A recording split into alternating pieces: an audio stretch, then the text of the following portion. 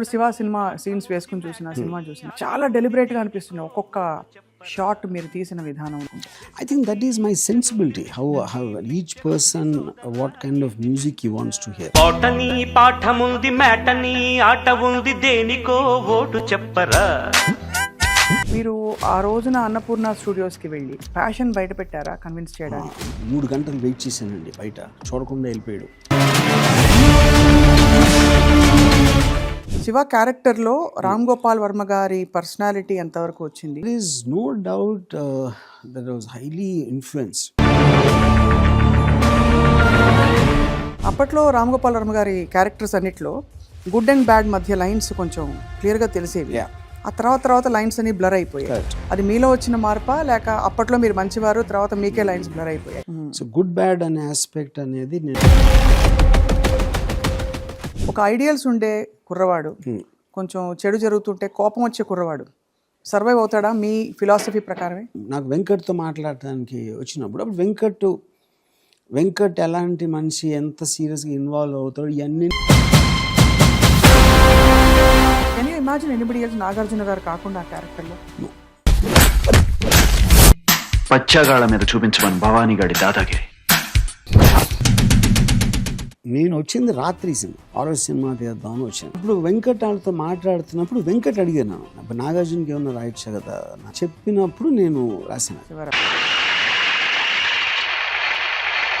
అప్పట్లో ఇళయరాజా గారంటే ఒక సెన్సేషన్.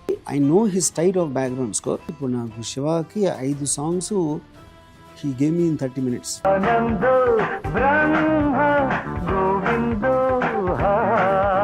మీ కెరియర్లోనే అతిపెద్ద సినిమా చేయబోతున్నాను, ది బెస్ట్. అండ్ అది ఆ అవేకనింగ్ ఎందుకు వచ్చింది? యాక్చువల్గా ఇప్పుడు అవలా, రాత్రిపూట 5th వరకలో అయింది.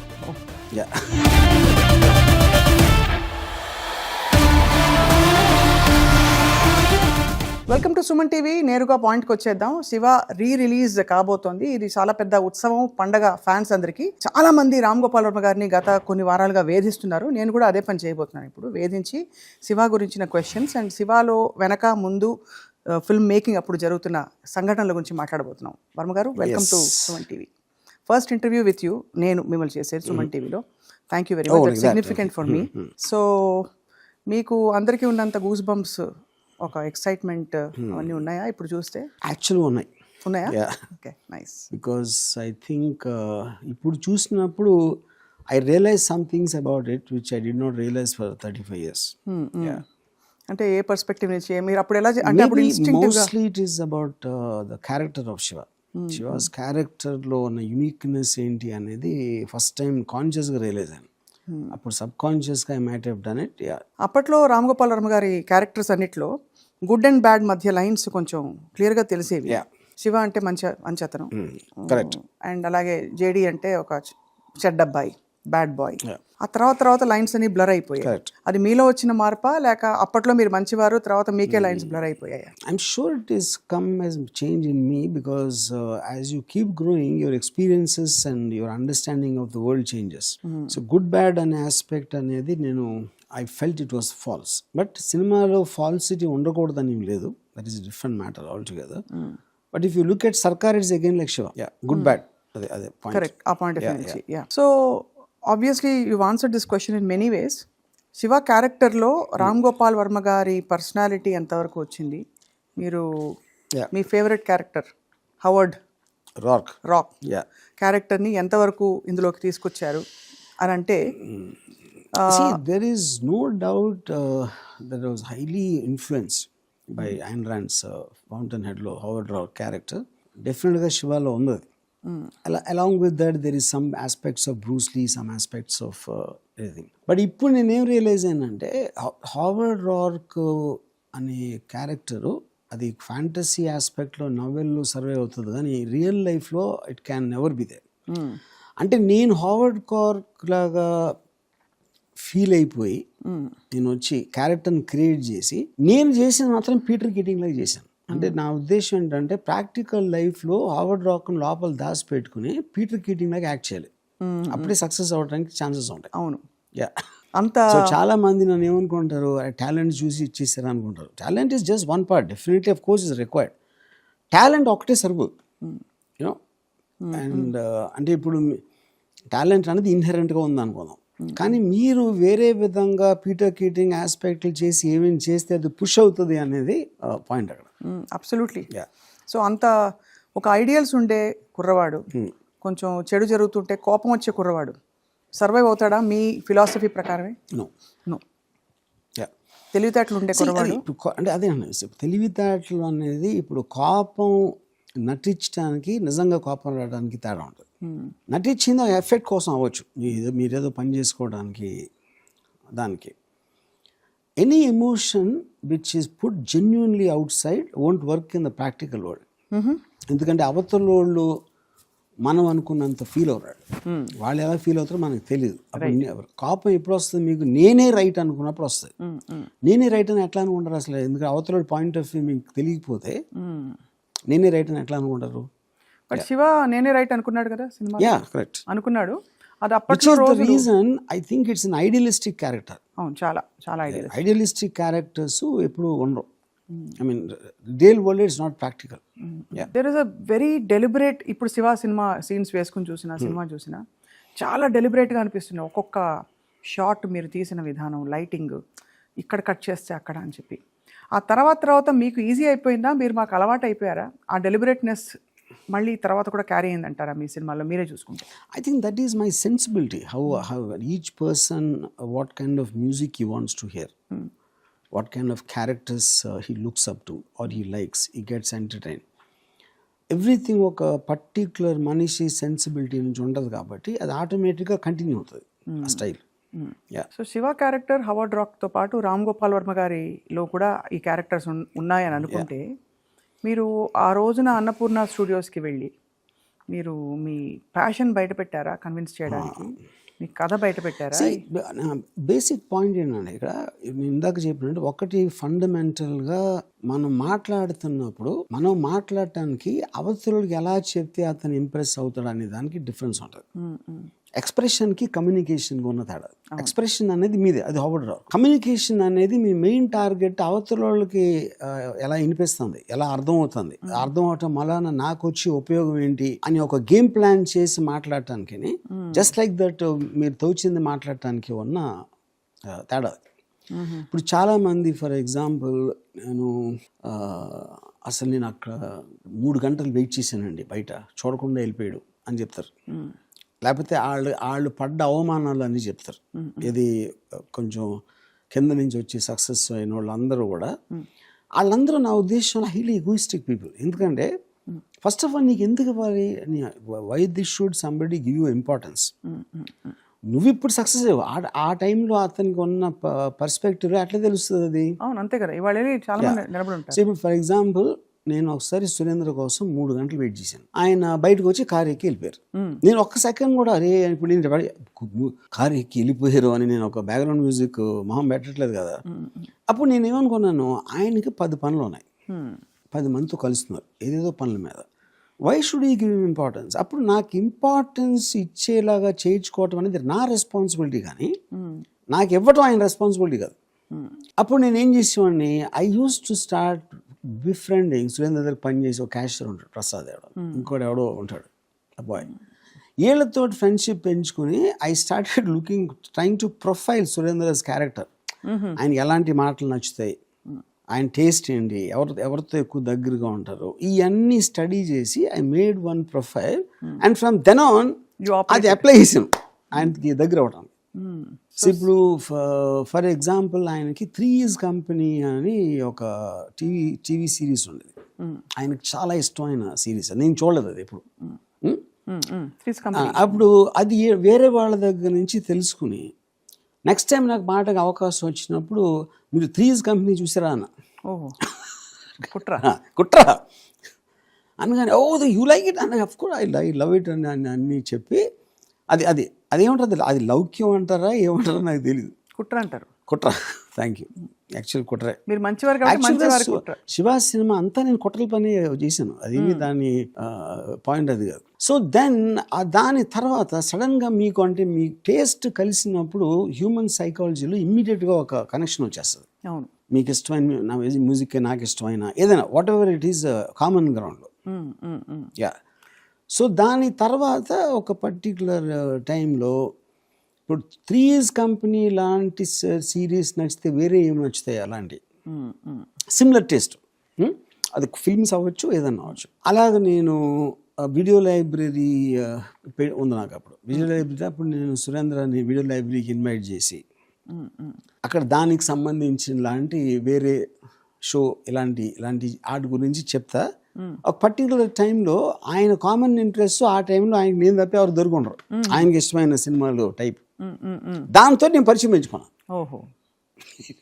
అండ్ ఇప్పుడు ప్యారలల్గా ఒక పాయింట్ ఆఫ్ టైంలో ఇప్పుడు నాకు వెంకట్తో మాట్లాడటానికి వచ్చినప్పుడు అప్పుడు వెంకట్ ఎలాంటి మనిషి, ఎంత సీరియస్గా ఇన్వాల్వ్ అవుతాడు, ఇవన్నీ నేను సురేంద్ర దగ్గర కూపిలాయి మాట్లాడతా. సో వెంకట్ పర్సనాలిటీకి కేటర్ చేస్తా, వెంకట్తో మాట్లాడా. యూనో, సో అది that is a minimum effort you should put. That is what I'm talking about communication. మీరు మాట్లాడితే ఒకరితోటి వాళ్ళు ఇంప్రెస్ అవ్వకపోతే మీరు ఎందుకు మాట్లాడాలి? అంతే కదా. మీకు ఏదైనా ఒక ఆబ్జెక్టివ్ అన్న నెరవేరాలా, ఏదో ఒకటి అవ్వాలి దాంట్లో. యా, సో ఇది అయిన తర్వాత ఇండివిజువల్గా ఇప్పుడు నాగార్జున అని ఫస్ట్ టైం నేను ఎక్కువ మాట్లాడింది కలెక్టర్ గారు అబ్బాయి కోడైకెనాల్లో షూటింగ్. సాంగ్ షూట్ చేయలేదు. సాంగ్ షూట్ చేయడానికి నేను అవసరం లేదు, ఎందుకంటే అసిస్టెంట్ మేము ఇప్పుడు అంటే ఏదో ఎక్కడక్కడ తిరిగి నేను పని కూడా చేసేవాడు కాదు. కానీ నేనేమనుకున్నానంటే నాగార్జున ఎక్కడైతే చాలా బిజీగా ఉంటాడు హైదరాబాద్, తన ఫ్రెండ్స్ ఉంటారు, వాళ్ళు వస్తారు, ఇదంతా. కోడైకెనాల్లో అయితే ఒక్కడే ఉంటాడు, ఈవినింగ్స్ అంతా నాకు దొరుకుతాడు. ఇది కుట్రే. అప్పుడు నేను ఎలాగోదో చేసి సురేంద్రని చేసి నేను కూడా వస్తాను, అక్కడైతే స్టోరీ రాస్తాను, ఇది అది అని చెప్పి కోడైకెనాల్ షూటింగ్ తీసుకెళ్ళారు. అక్కడ నాగార్జునకి నేను తప్పితే వేరే కంపెనీ దొరకలేదు.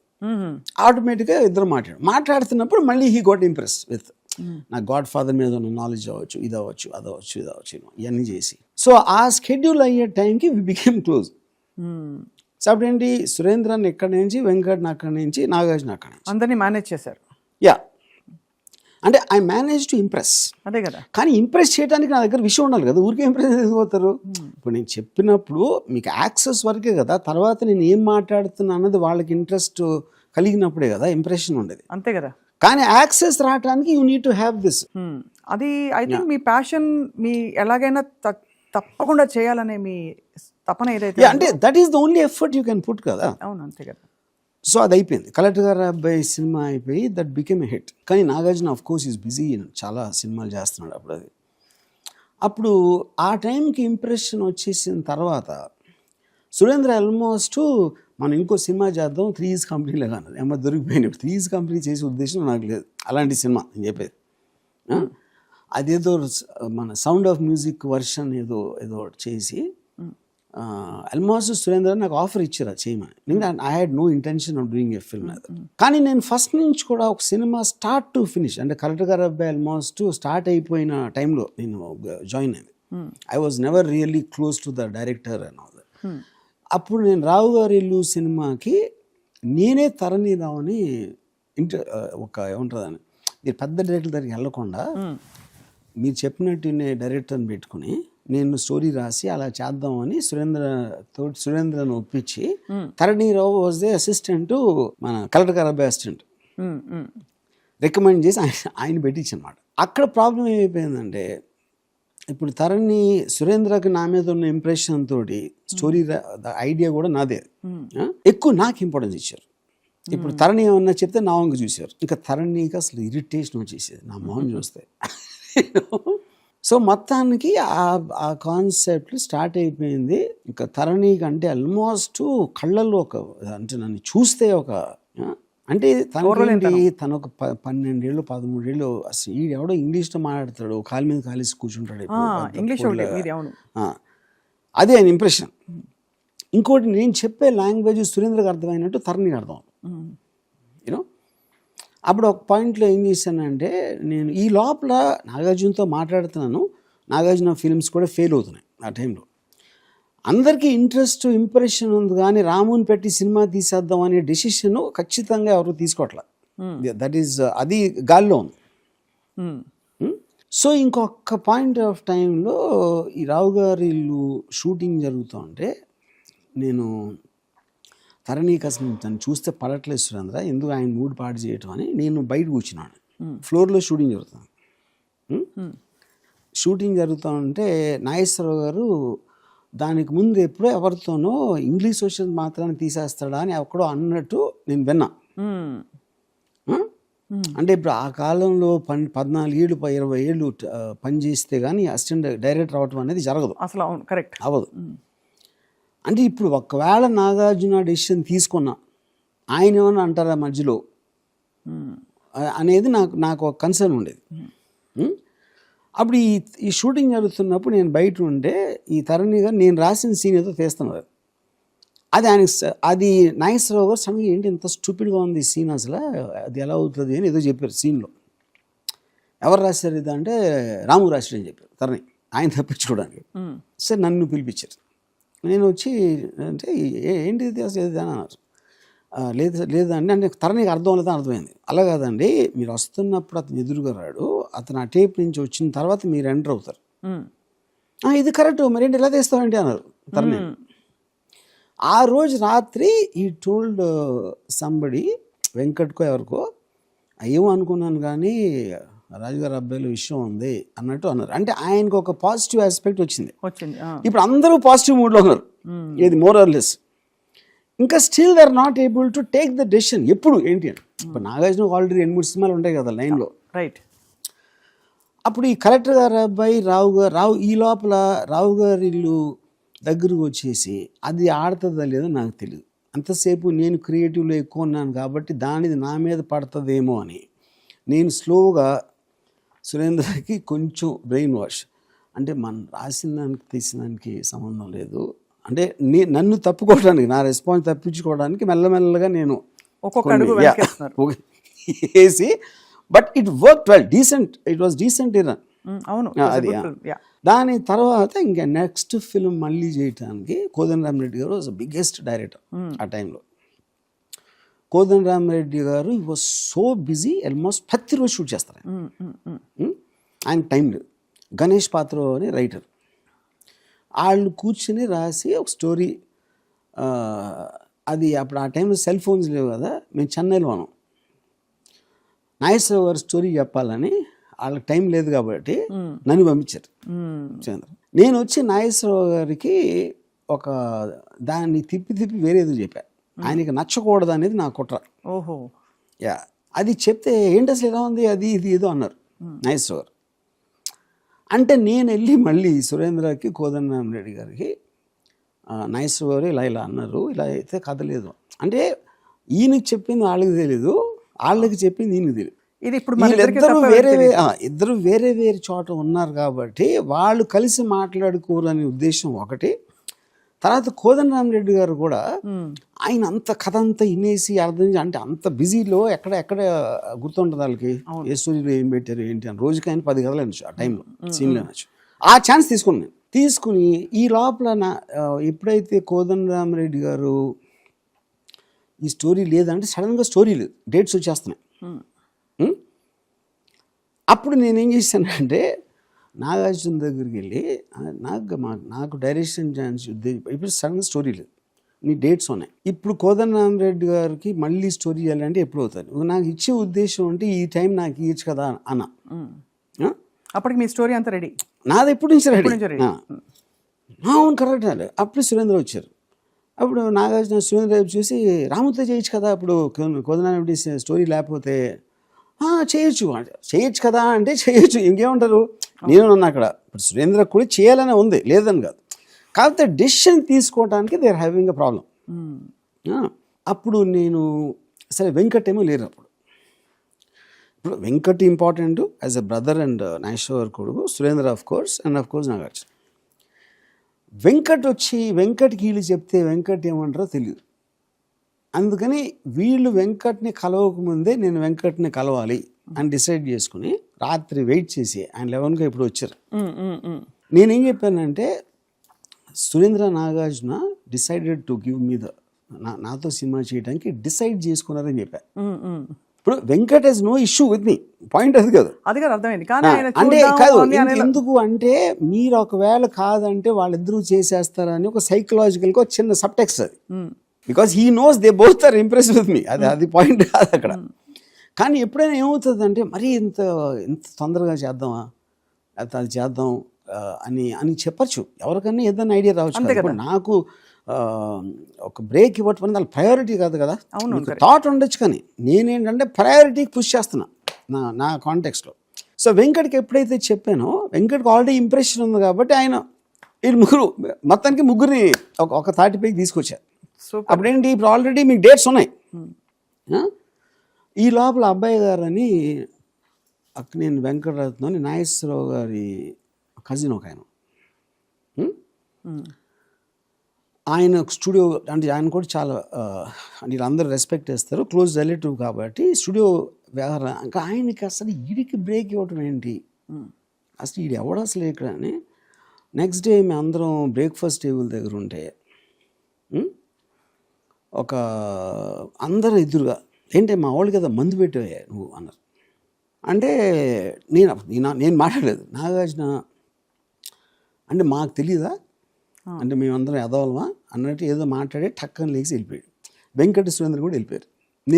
నేను అబ్బాయి గారు ఉన్నాం. నేను అలా చూస్తున్నా. ఇవి అలా చూడటం అంటే నేను ఎందుకు చేశానంటే, ఇప్పుడు అలా చూసి అబ్బాయి గారు నేను ఒకటే అడుగుతాను, మీరు నా స్టోరీ ఏం లేదు, నేను చేయగలనా, నాకు ఎక్స్పీరియన్స్ ఉందా లేదా పక్కన పెట్టండి. మీకు కూడా వాళ్ళకి తెలిసి దాని తర్వాత మీరు తప్పు అనుకుంటే దానికి కరెక్ట్, మీరు చెప్పినట్టు నేను గౌరవిస్తాను. అది మీకు తెలియకుండా ఎలా అంటారు, అదొకటే నేను రిక్వెస్ట్ చేస్తాను అడగటానికి, అంతే కదా అని చెప్పి నేను చూద్దాం నేను ఏం చేస్తున్నాను. దాని తర్వాత కూడా మీరు అంటే నేనేంటి నా మైండ్లో ఏంటంటే, ఆయనకి ఇచ్చే రెస్పెక్ట్ ఆయనకి ఇచ్చి, లేకపోతే ఈయన వెళ్ళి నాగేశ్వర గారి దగ్గర ఏం చెప్తారు, తర్వాత మళ్ళీ వీళ్ళకి ఏం చెప్తారు, అది తెలియదు కదా నాకు. ఆయనకి ఇచ్చే రెస్పెక్ట్ ఇచ్చి చాలా రెస్పెక్ట్ఫుల్గా ఆయనకి చెప్పాను స్టోరీ.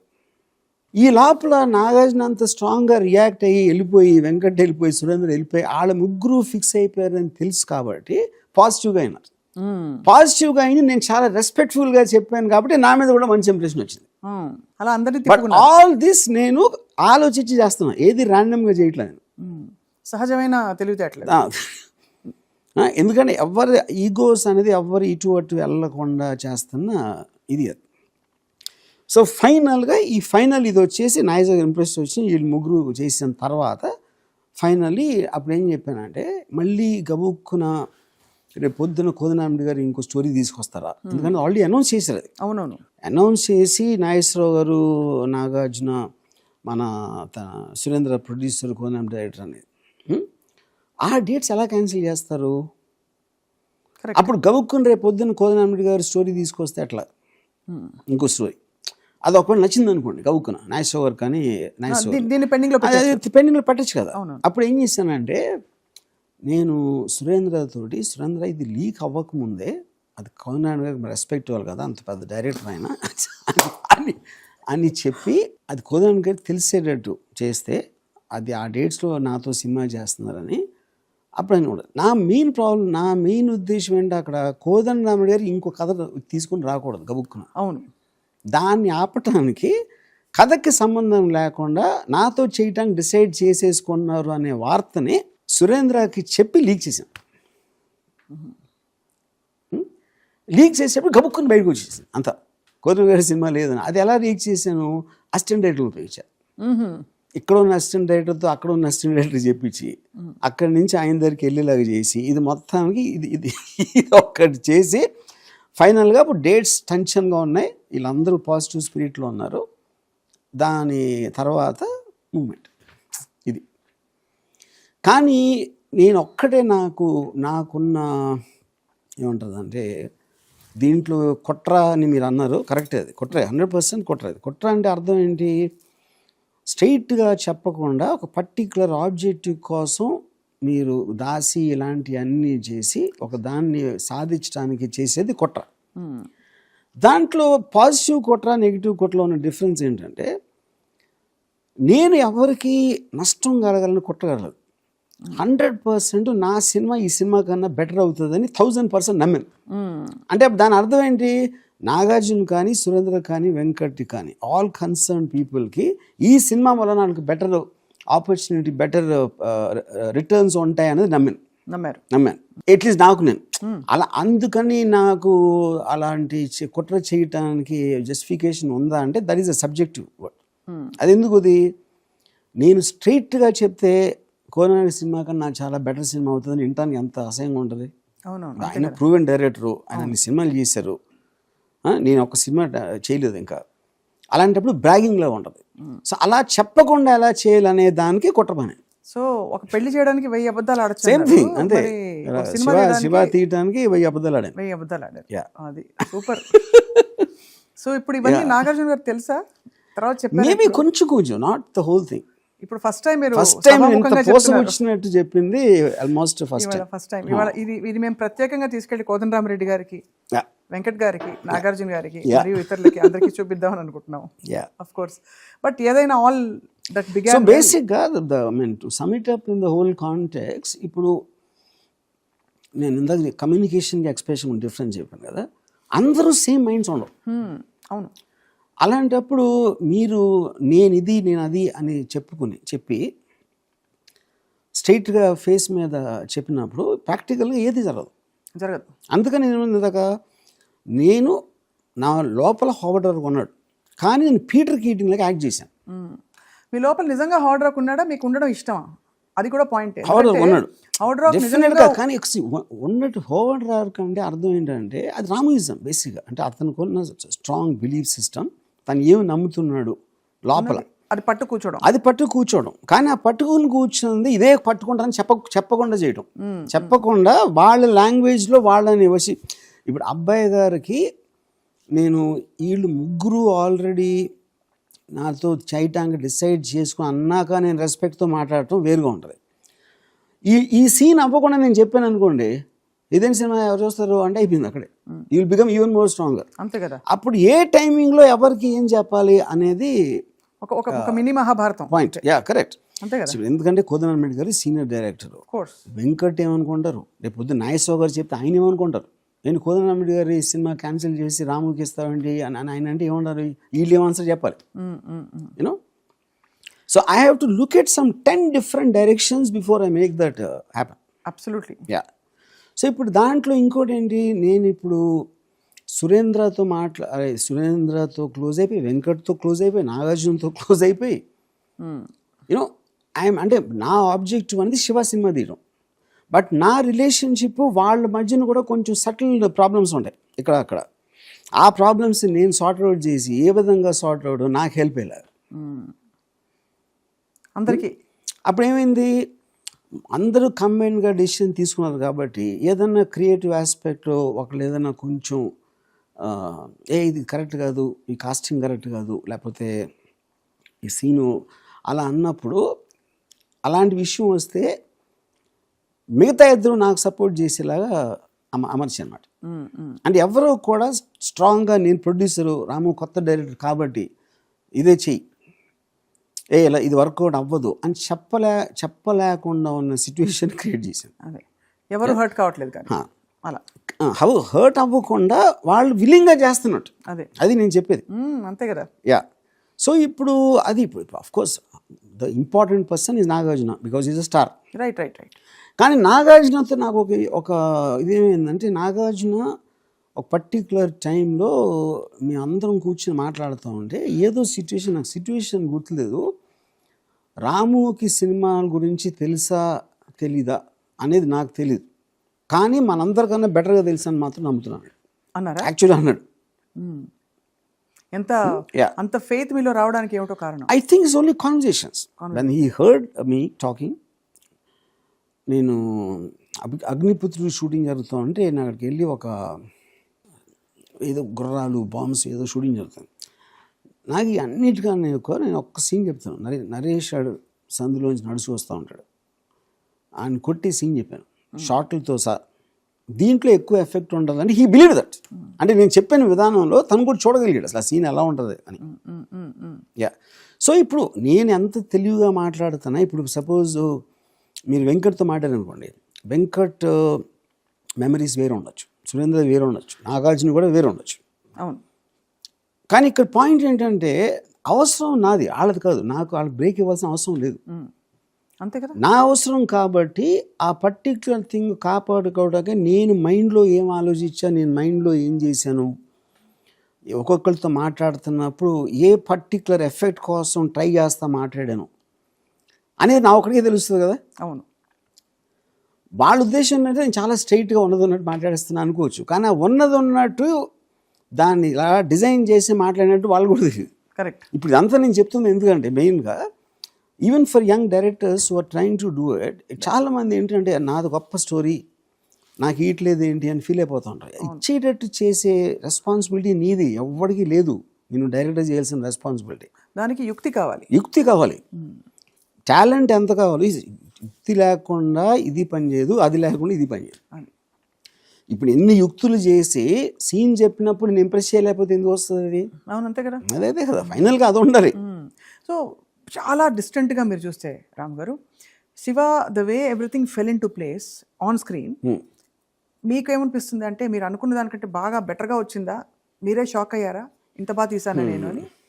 లేదు, కరెక్ట్గా చేసుకుంటూ పోయారు కాబట్టి. సినిమాలో ఏమవుతుందండి సార్, నేను ఎప్పుడైనా film is a series of decisions, you take over a long period of time. నేను శివ సినిమా ఆల్మోస్ట్ నాకు స్టోరీ ఎప్పుడు లేదు, నేను సీన్స్ అనుకున్నా. స్టోరీ అనేది కాన్సన్ట్రేట్ కూడా చేయలేదు.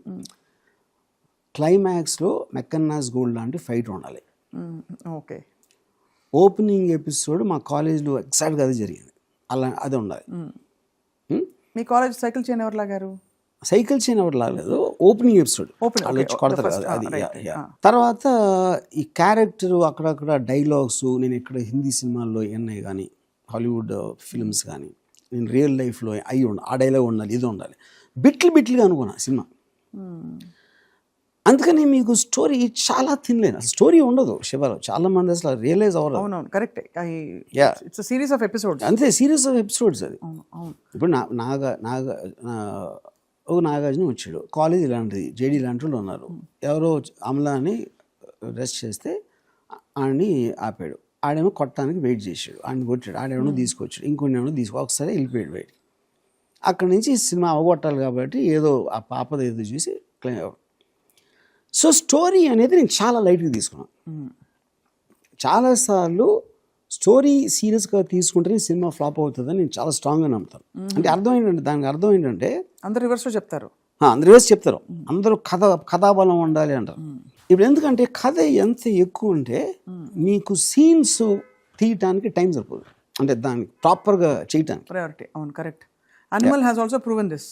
కథ కంటే కూడా ఇప్పుడు ఫర్ ఎగ్జాంపుల్ మామూలుగా నేను ఒక కథ చెప్పాను అనుకోండి, ఒక మిడిల్ క్లాస్ ఫ్యామిలీ, అది ఒక కూతురు, అది బొటాబొటిగా జరుగుతుంది సంసారం.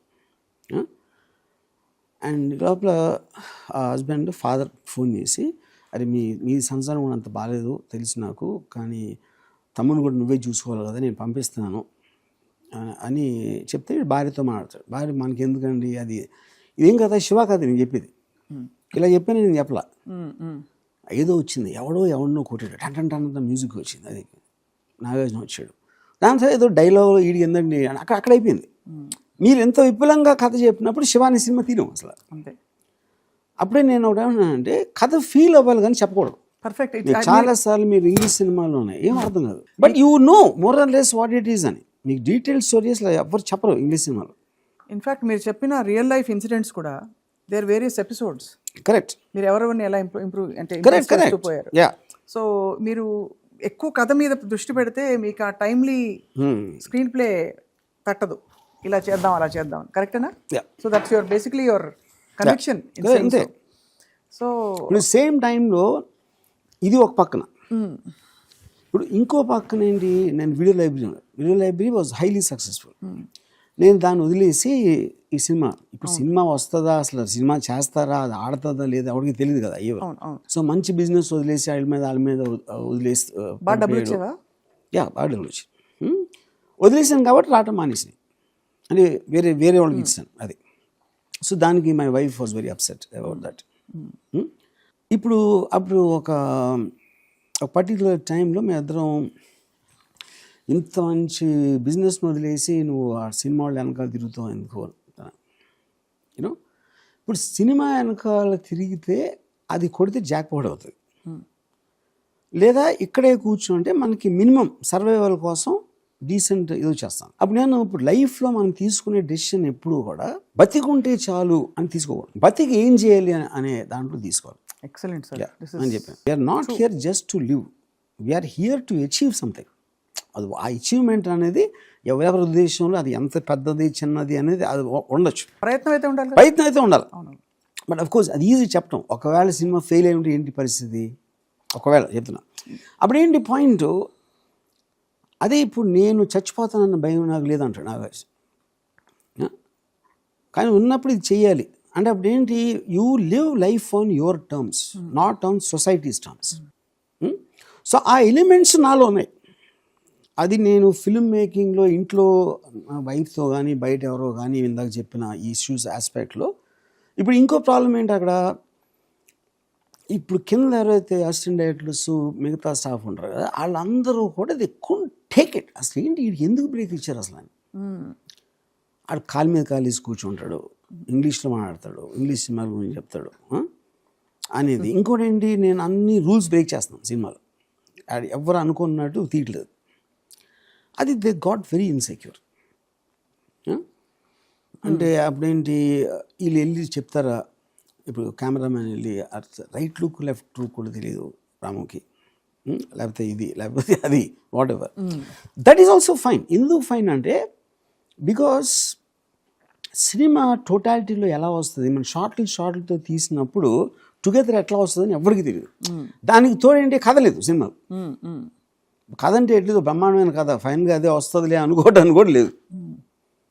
ఇప్పుడు నేను వెంకటాలు చెప్పినప్పుడు కూడా నేను సీన్లు చెప్పేవాడిని, షార్ట్లు సౌండ్ ఎఫెక్ట్లు వాటితో, అందుకని కథ ఉందనుకునేవారు. మీరు ఫ్లాట్గా నేను చెప్పినట్టు చెప్పకుండా ఇంకొకరు ఎవరైనా శివ కథ చెప్తే ఇంపాసిబుల్, దాంట్లో కథ చెప్పడం అర్థం అవుతుంది, సింపుల్ అనిపిస్తుంది, అంతేనా కాదు దీనికి సినిమా తీయటం ఎందుకు అనిపిస్తుంది.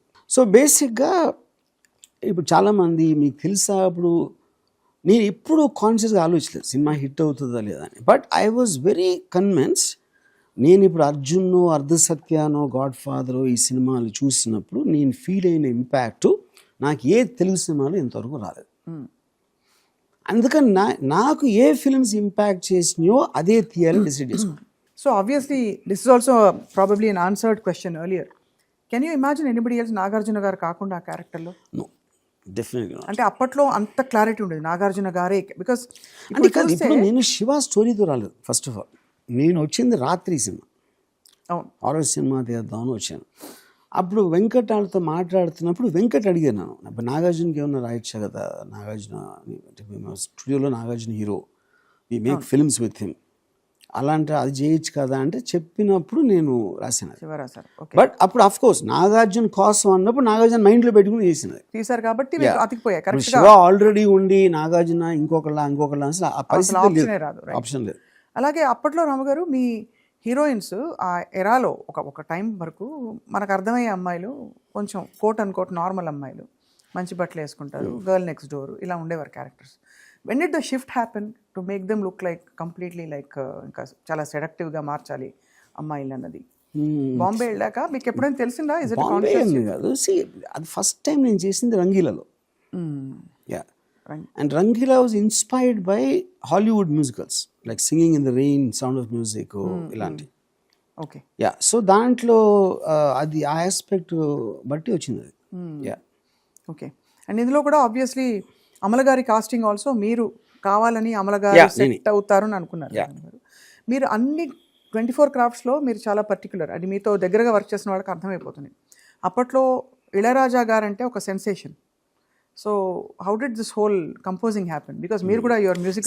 ఒకటి ఇళయరాజా అంటే నాకు music, I was very fond of music. నేను బ్యాక్గ్రౌండ్ స్కోర్స్ విపరీతంగా వినేవాడిని, సాంగ్స్ కూడా ఆఫ్ కోర్స్. యా, నేను అప్పుడు అన్నపూర్ణ స్టూడియోస్కి రెగ్యులర్ చక్రవర్తి గారికి స్టోరీ అర్థం కూడా అవ్వదు, సినిమా అర్థం కూడా అవ్వదు, మ్యూజిక్ ఎలా చేయాలో కూడా తెలియదు ఆయనకి. అది మాత్రం నేను గ్యారంటీ ఇస్తానని చెప్పి నేను పట్టుబట్టి ఇళయరాజా గారి దగ్గరికి వెళ్ళాను. సో రాజా గారి ఆల్రెడీ నేను టిక్ టిక్ టిక్, ఎర్ర గులాబీలు ఈ సినిమాలన్నీ చూసి I know his style of background score and extremely unique ఆయన ఇంటెన్సిటీ ఏదైతే ఉంటుందో మ్యూజిక్లో including songs yeah. So and each of these songs was obviously hand crafted or ఆయన ఇచ్చేసి అప్పట్లో ఏం వినేవాళ్ళం అంటే ఆయన he would just compose and give you అంతే అంతే అంతే. ఇంకా సెకండ్ ఆప్షన్ లో అవి ఉండవు, మనం అడగరు కూడా ఎవరు అడగరు. ఆయనకు ఉన్న సక్సెస్ రికార్డ్కి ఇప్పుడు నాకు శివాకి 5 songs he gave me in 30 minutes. అంటే నేను ఇడ్లీ పూర్లు వేస్తున్నట్టే. ఇప్పుడు సరే కాలేజ్ సిచ్యువేషన్స్ అలా కాలేజ్ సాంగ్స్ సరే కొంచెం అంత ఫన్ చంగ్ చంగ్ చంగ్ అంతే అంతే ఓకే. సెకండ్ సిచ్యువేషన్ అదే, థర్డ్ సిచ్యువేషన్ 5 సిచ్యువేషన్స్ ఈ డిడ్ ఇన్ 30 minutes. అలా ఇచ్చేసారు. వావ్, ఎంతమంది మెయిస్ట్రోస్ కలిస్తే ఇవాళ శివ సచ్ సెలబ్రేటెడ్ ఫిల్మ్ అనిపిస్తుంది. So why did Shiva in 2006 not click according to you?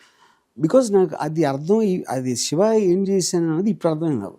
Okay, ఒక 2-3 వారాల క్రితం, ఒక 2-3 నెలల క్రితం అనుకోండి. యా, శివ అన్నప్పుడు శివ 2006 నేను అదే చెప్తాను. ఇప్పుడు శివ ఎలా తీశాను, బ్రేక్ ఎలా వచ్చింది వేరే కదా. శివ అంటే నేను ఇన్ఫ్లుయెన్స్ అయిన సినిమాలో scenes, dialogue, real life things, వాటి సమ్మేళనం ఇందా చెప్పాను కదా, పీసులుగా తీసుకుని పెట్టినారు సినిమా. దాన్ని కలపటానికి ఏదో ఒక స్టోరీ కావాలి కాబట్టి ఒక దారం ఏదో పెట్టింది మధ్యలో, అంతే. Yeah, that is what is done.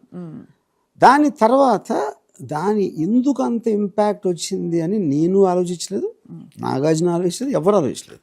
అందుకని we none of us could recreate that again. అదే, so just yeah, it was magic that happened. ఇప్పుడు నాకు నాగార్జున మళ్ళీ పోస్ట్ ప్రొడక్షన్ అదే రీరిలీజ్కి చేయమన్నాడు కాబట్టి ఇప్పుడు నేను వేరే మైండ్లో చూశాను. Now I understood exactly what I made అని. యా, అది ప్యూర్ ఇన్స్టింక్ట్ అయితే. అదే ఇన్స్టింక్ట్, అంతే ప్యూర్ ఇన్స్టింక్ట్. వర్మ గారు, మీరు వీడియో లైబ్రరీ ఎందుకు మూసేశారు, మూయొద్దు, సినిమా వాళ్ళ చుట్టూ తిరగద్దన్న రత్న గారు శివ సక్సెస్ అయ్యాక ఏమన్నారు? ఐ స్టిల్ రిమెంబర్ వైజాగ్లో అండ్ అంటే with very good reason. So I was a bad student. Engineering exam కృష్ణాపురాలో నా salary 800 rupees and she was a top student. So obviously she realise she married a good for nothing bum. That's what she realise, which is true also. So దీనికి కాకుండా మళ్ళీ cinema పెచ్చ అదొకటి మళ్ళీ. దానికి తోడు నైజీరియాలో నాకు వాళ్ళ ఫాదర్ ఉద్యోగం ఇప్పించి 800 నుంచి 4000 rupees శాలరీ ఇస్తా ఆఫర్. దాన్ని మళ్ళీ వదిలేసి వీడియో లైబ్రరీ పెడతానని చెప్పి వీడియో లైబ్రరీ సక్సెస్ అయిన తర్వాత మళ్ళీ సినిమా వాళ్ళు వెనకాల తిరుగుతా. Obviously I think I deserve to be. So అంత నెగిటివ్ ఇంప్రెషన్ వేరే వాళ్ళు, వాళ్ళందరూ ఎక్స్పీరియన్స్ తను చేసినట్టు వేరే వాళ్ళు ఎక్స్పీరియన్స్ అవ్వలేదు కదా. అవునవును. And she was completely right in that. In her place she was right. 100%, yeah. Yeah. ఉంటుంది ఒక so suddenly cinema blockbuster అయిపోయి రామ్ గోపాల్ లాంటి డైరెక్టర్ లీడ్ అని వచ్చేసరికి obviously she was. What was your liking to Chakri? JD Chakravarthy అనే ఒక actor అప్పటి నుంచి మీకు క్లోజ్ అయిపోయి మీరు వరుస పెట్టి ఆయనతో చాలా వర్క్ చేశారు. What is special about him, sir? I always liked him and was very good in Shiva, and I thought he had the body language can be after humor roles ki, intense roles ki, villain he was very versatile actor, which is also the reason I took him in Satya. So it's been a long journey అయితే అక్కడి నుంచి ఇప్పటిదాకా రామ్ గోపాల్ వర్మ గారు, starting from మీ 800 రూపాయల ఉద్యోగం నుంచి ఇవాళ మీరు మోస్ట్ అక్లెయిమ్డ్ డైరెక్టర్గా. రీసెంట్గా ఆఫ్ కోర్స్ మీరు ఎన్ని రకాల మీరు you lived your life on your terms. Can you say that? Yeah, I definitely, yeah, of course. So మరి మీ I never ever did anything in my life which I didn't want to. Not a single thing because of force from external forces. It could be people or circumstances. Yeah. మీ జీవితంలో మీ కెరియర్లోనే అతిపెద్ద cinema అంటే అక్కడ చెప్తుందండి hard work అది principles, అంతే కదా. But నేను బయట చేసే యాక్షన్స్ అన్నీ కూడా హార్డ్ వర్క్ కాదు, అంతే కదా. అంటే మీకు ఎలా చేరుకోవాలో అది మీరు ఏ స్క్రిప్ట్ అయినా రాసుకోవచ్చు ఆ రోజుకి తగ్గట్టు, కానీ చేరుకోవాలి మాత్రం హవర్డ్ రాక్. చేరుకోవాలనేది హవర్డ్ రాక్. పైనుంచి ఏ మాత్రం ఎక్స్టర్నల్ గా పీటర్ కిట్టి శ్రీకృష్ణుడు అనమాట. మేబీ మీ అమ్మగారు ఎప్పుడు అంటుంటారు దట్ మీరు you have that conviction inside you, but when you want to get your way you may go this way. ఇప్పుడు శ్రీకృష్ణుడు యుద్ధం చేసాడా లేకపోతే ఒకటి భగవద్గీత చెప్పారా యుద్ధంలో? I'm not very sure, I don't follow. So నేను ఎప్పుడు కూడా శివాలాగా డైరెక్ట్గా ఎప్పుడు వెళ్ళదు, నేను వేరే వాళ్ళతో చేయించేవాడిని. But you have achieved. For example నేను ఇందాక వెంకట్ సురేంద్ర నాగార్జున తోటి ఒకళ్ళు కాదు అంటే మిగతా ఇద్దరు సపోర్ట్ చేస్తారు అనే ఫీలింగ్ నేను కలిగించడానికి ట్రై చేశాను కదా. రైట్. ఆ ఎలిమెంట్ నేను కాలేజ్లో ఇప్పుడు నా దగ్గర ఒక 10 మంది ఉన్నారు నా గ్యాంగ్లో. ఆ 9 మంది ఒక్కొక్కరు నన్ను కొట్టగలుగుతాడు, కానీ అందరికన్నా నేను పవర్ఫుల్. ఎందుకంటే ఎవడన్నా నన్ను కొడితే మిగతా 9 మంది నన్ను సపోర్ట్ చేస్తారని భయం కల్పించారు వాళ్ళు.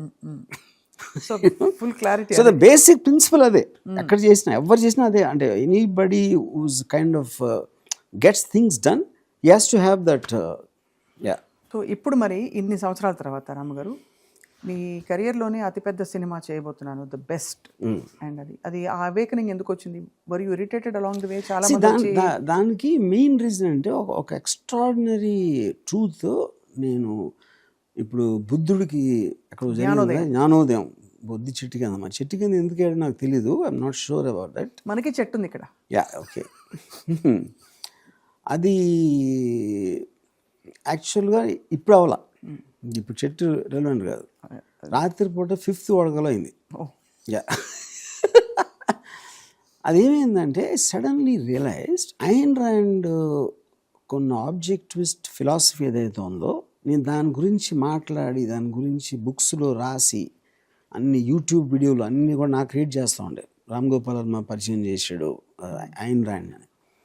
ఆబ్జెక్టివిస్ట్ ఫిలాసఫీ అనేది నేను లైఫ్లో ఎప్పుడు ఫాలో అవ్వలేదని జ్ఞానోదయం అయింది ఇప్పుడు 5వ వడకలో, జస్ట్ హార్డ్లీ మంత్స్ బిఫోర్. అంతే కదా. అదేంటి, ఆబ్జెక్టివ్స్ ఫిలాసఫీకి ఉన్న ఫండమెంటల్ ప్రిన్సిపల్ ఏంటంటే, మీకు ఒక కాన్షియస్నెస్ వచ్చాక మీరు లైఫ్లో చాలా ఒక డెసిషన్ తీసుకోవాలి. నేను ఇక్కడికి రీచ్ అవ్వాలి, అది నేను సాధించాలి. అది మీరు పెద్ద ఇండస్ట్రీస్ అయిపోవాలా, లేకపోతే బాగా డబ్బు సంపాదించాలా, లేకపోతే పెద్ద ఏదైనా చేయాలా, మ్యూజిక్ ఇళయరాజా కన్నా మంచి మ్యూజిక్ ఏదో something you have to have an objective. ఆ రోజు నుంచి every word, every action, every thought has to be గేడ్ ఫర్ దట్. ఆ డెస్టినేషన్ రీచ్ అవ్వడానికి ఎంతో కొంత మీరు పుష్ చేసి ఉంటే ఆ పని చేయకూడదు, అలా ఆలోచించకూడదు, రిలేషన్షిప్ ఉండకూడదు, అలాంటి అది లేకుండా. That is what is called objectivism. అది నేను ఎప్పుడు ఫాలో అవ్వలేదు అన్నది ఇప్పుడు తెలుసుకున్నాను. 5th వాడకాలు. యా, 5th వాడకాలు అది కూడా. Then I realize after that I first time took a decision of an objective. ఏంటా decision? I want to make super path breaking film such as nobody else has seen. అది బ్లాక్ బస్టర్లు అవుతే నేను అంటలా, మొత్తం ప్రాపర్ నేను ఫీల్ అవ్వాలి. అసలు ఇలాంటి సినిమా, ఇలాంటి సబ్జెక్ట్ మ్యాటర్ కానీ ఇలాంటిది ఉండకూడదు అని ఒక అది నేను ఫీల్ అయ్యి, I want to use my every minute, every thought, every action gear towards that. దాంట్లోంచి సిండికేట్, దాంట్లోంచి సర్కార్ 4, దాంట్లోంచి what ever I'm doing, all of them I want it to be bench mark. That decision I took for the first time. అసలు చాలామంది film makers కావచ్చు, అందరూ wait చేస్తున్నారు. Shiva cult followers అందరూ కూడా ఆర్జీవి గారి స్కూల్ నుంచి మళ్ళీ ఇలాంటి పెద్ద సినిమాలు రావాలని చెప్పి. ఎక్కడో అలాంగ్ ద రోడ్ ఆ టెక్నాలజీతో మీరు మెస్మరైజ్ అయిన తరుణంలో సెల్ ఫోన్లో కూడా లేదు 5D కెమెరాలో తీసేసి అది పాయింట్ కాదు. సెల్ ఫోన్తో కూడా సిండికేట్ తీయచ్చు. It is nothing to do with the cell phone. Technology. So what is bigness in you according to you? Bigness is in the idea. ఇప్పుడు for example, syndicate basic line is what if the whole country's law and order collapses in just one single day. An idea, it's a big idea. అది మీరు దాన్ని అలాంటి ఐడియాని మీరు స్క్రిప్ట్గా చేసి దాన్ని ఎలా కన్విన్సింగ్గా చూపెట్టగలుగుతారు, దాని రిజల్యూషన్ ఎలా చూపెట్టగలుగుతారు అనేది ప్రాజెక్ట్ మొత్తం ఫిల్మ్. అది ఈ ఫిల్మ్ని మీరు సెల్ ఫోన్లో తీసిన మోస్ట్ ఎక్స్పెన్సివ్ కెమెరా ఏమి డిఫరెన్స్ ఉండదు. మీకు ఫిల్మ్లో పోయేది టెక్నాలజీ ఎప్పుడు కాదు, కంటెంట్ ఆఫ్ ద ఫిల్మ్. అప్పుడు ఇంత పెద్ద స్కీమ్లో నేను ఆలోచించగలిగినప్పుడు why would I make all these films వేరే నేను చేసినవి. అది అప్పుడేంటి, ఆబ్జెక్టివ్ నేను డిఫైన్ చేయలేనందుకు జరిగింది. అది చెప్పేది. సో ఇప్పుడు మీకు కొత్త జ్ఞానోదయంతో, కొత్త వైబ్తో బయలుదేరుతున్నది చూద్దాం. అంటే ఇప్పుడు అది ఒక లైన్ ఉంది కదా, proof of the pudding is in the eating. మీకు ఇంటెన్షన్ ఉండటానికి డెస్టినేషన్ రీచ్ అవడానికి తేడా ఉంటుంది. అది రీచ్ అవుతున్నా లేదా only time will tell.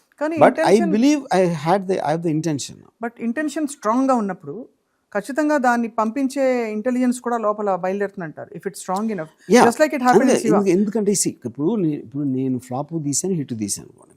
Hit తీసిన ఫ్లాప్ ఎందుకు తీసాను అంటే హిట్ యాక్సిడెంటా, ఫ్లాప్ ఏంటి అని చాలాసార్లు ఏం చెప్తాను, హిట్ సినిమా అనేది యాక్సిడెంట్, ఫ్లాప్ సినిమా ఇంటెన్షన్. దానికి నా ప్రూఫ్ ఏంటంటే హిట్ సినిమా తెలిసినప్పుడు ఫ్లాప్ సినిమా ఎందుకు చేస్తారు మీరు, అసలు ఎలా తీయగలుగుతారు? అంతేగా, అది point. That's what you mean. So ఇక్కడ ఏంటంటే సినిమా తీయటం ఇంటెన్షనే, ఏ సినిమా అయినా, ఐస్ క్రీమ్ కూడా ఇంటెన్షనే.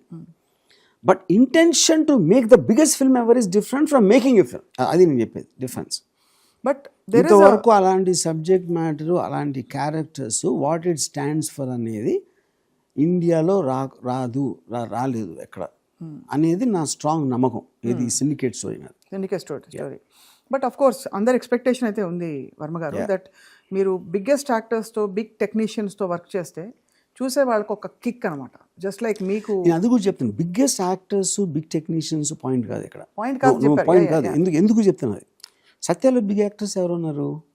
సత్య is one of the biggest cult films of all time, you know. So ఇక్కడ the idea of the film should be very big. Okay, so ఇప్పుడు Oppenheimer ఉంది, ఓపెన్ హైమర్ యాక్టర్స్ పేరు ఎవరికి తెలియదు, idea was but the idea is big because main thing is atomic bomb manufacturing మీద. అది total India ఎగ్జిస్టెన్స్కి ప్రమాదం వచ్చే లాంటి స్టోరీ ఐడియాలో it is not the actors. Actors ఉంటారు, అది వేరే విషయం, but that is not the pay. అదే యాక్టర్స్తో నేను ఆగు తీసాను కదా, పెద్ద యాక్టర్స్తో, పెద్ద యాక్టర్స్తో డిపార్ట్మెంట్ కూడా తీసాను కదా. యాక్టర్స్ వల్ల నేను అవ్వదు, only it is the basic point of the film. Got it. I think మీరు ఆగ్ ఎగ్జాంపుల్ ఇచ్చాక అర్థమైంది, క్లియర్గా అర్థమైంది బాగా. సో అయితే you're on a new journey now. Let's see. Enlightened Ram At Gopal least I ignited myself. Right. So దాని ఏమంటారు, బాంబ్కి ఉంటుంది కదా, అది వెళ్ళి పేలుతుందా లేదా మనం చూడాలి. మనందరం సో ఈ 5 పాటలు లేటెస్ట్ స్టేజ్. వర్మ గారు, ఈ 5 పాటలు మీ ఫేవరెట్ ఏది? ఏ 5 పాటలు? శివాలో 5 పాటలు. నాకు పర్సనల్గా బాటనీ పాట ఒకటే ఇష్టం. సరసాలు చాలు, I like the melody but I don't like the orchestration. మిగతా 3 సాంగ్స్ జస్ట్ ఓకే సాంగ్స్. అది శివ హిట్ అయింది కాబట్టి అవి పాస్ అయిపోయినాయి, కానీ they don't come under the top 1000 songs of Ilaiyaraaja also అనమాట. నేను కూడా ఇంట్రెస్ట్ చూపెట్లా ఆ సాంగ్స్. నాకు ఇప్పటి వరకు ఆనంద్ బొమ్మ లిరిక్స్ కానీ, kiss me wrong number lyrics కానీ, I don't even know what there. అందరూ వెయిట్ చేస్తున్నాం for the re-release of this Shiva grand spectacular film. But actually if you look at it, ఆ స్పెక్టికల్ కాదు Shiva. If you really look at it, ఆ టైంలో పెద్ద హీరోలు చేస్తుందంటే దానికన్నా తక్కువ బడ్జెట్లు చేసాం. అన్ని రియల్ లొకేషన్స్, కొత్త యాక్టర్స్ అన్ని పెట్టి, మైండ్కి స్ట్రెయిన్ అవ్వదు. Impact created because of the taking, that editing pattern, sound effects. దాంతో ఇప్పుడు ఇవాళ ఇంతమంది డైరెక్టర్స్ మాట్లాడుతున్నారు శివ గురించి. 35 ఏళ్ళలో ఎన్ని సినిమాలు వచ్చి ఉంటాయి? 35, 3,000, 5,000, 10,000 వచ్చి ఉంటాయి సినిమా. వాటన్నింటిని వదిలేసి ఇప్పుడు కూడా శివ గురించి మాట్లాడతారు. అదే 100 కోట్ల సినిమా కాదు, ఎక్స్ట్రావగన్స్ కాదు, లేకపోతే విఎఫ్ఎక్స్ ఉంది, అది ఉంది, ఏమీ లేదు దాంట్లో. ఇట్స్ నాట్ ఈవెన్ లైక్ ఏ మాయాబజార్ లాగా ఒక మహాభారతం ఏదో ఆ కైండ్ ఆఫ్ ఏ సబ్జెక్ట్, అది కూడా లేదు. It is just a normal simple story, short and low budget.